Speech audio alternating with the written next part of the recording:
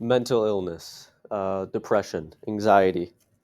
Um, so many suffer these conditions, yet uh, so few seek recourse. Why is this? Why do, according to psychiatric.org, uh, less than half people with mental disorders seek help? Um, this is due to the innate stigma that plagues mental illness throughout the nation. Um, this stigma has caused most people to believe with mental illnesses that if they were to get some sort of help or uh, get some sort of help, that they would be lesser of a person or that they never needed help in the first place. Um, but in order to dive deeper in the psychology, the um, the history, and the societal thoughts on mental illness and the stigma behind it, we'll have to cover those three topics.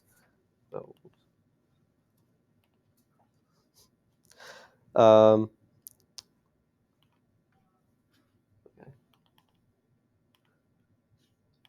no, wait, no.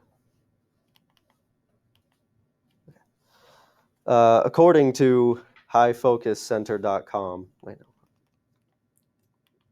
According to highfocuscenter.com, not seeking help or getting help with mental illness can cause chronic pain, stress, among other things. Can also cause instability in your life, which may lead you to not want to get out of bed or go to work, which can further symptoms due to stress.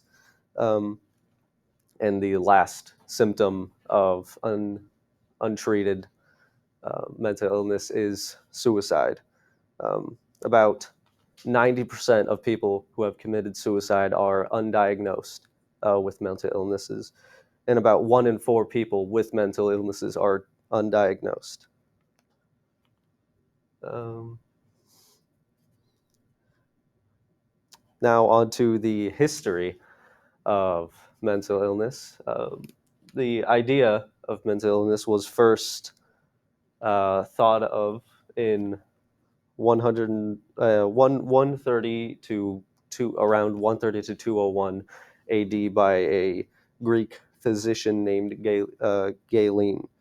He theorized that mental illness was an instability in the four bodily liquids, which was kind of like a theory of what humans kind of like emotions of the humans. However, his theory was largely ignored for centuries as people moved to more supernatural reasons for mental illness, as in the around the 11th to 15th century, um, exactly the 13th century, people started accusing of mentally ill women of being witches, and they promptly, publicly executed them. Um, among With this, there were also mental institutions in the early 11th to 15th centuries where treatments would range from hold on. Oh, here we go. Would range from bloodletting, gyrators, tranquilizer chairs, isolation chambers, coma therapy, and lobotomy.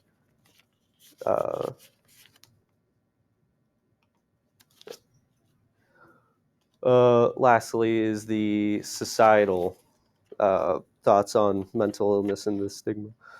Um, According to the Baltimore Sun, 56% of people have discomfort in talking about mental illness with their close friends and family, and about 86% of people have discomfort talking with it about it to their employers. Um, the stigma is only exacerbated in the medical field, especially during COVID. as according to the Washington Post, the pandemic has provoked fear in doctors and nurses. They're scared, not just because they so often can't save the lives of they save the lives of COVID-19 patients, but they can't always protect themselves and their families from infection. Um,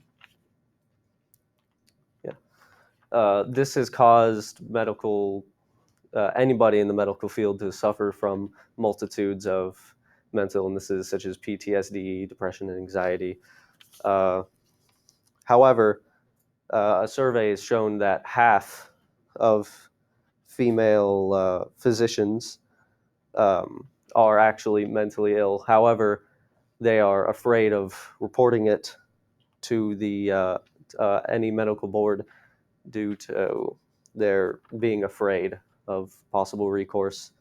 Additionally, 1 in 16 surgeons are suicidal. However, 60% of them do not report it due to being afraid of having their license revoked from them. Um, in conclusion, I didn't animate that. In conclusion, uh, the stigma of surrounding mental illness has caused some people to either refuse that they have a mental illness, or their bosses may fire them or reprimand them in some way for having mental illness, or in our history, people with mental illness being tortured or in some way killed. Uh, I hope that this speech has informed you more and hopefully swayed you to believe that there is stigma surrounding mental illness.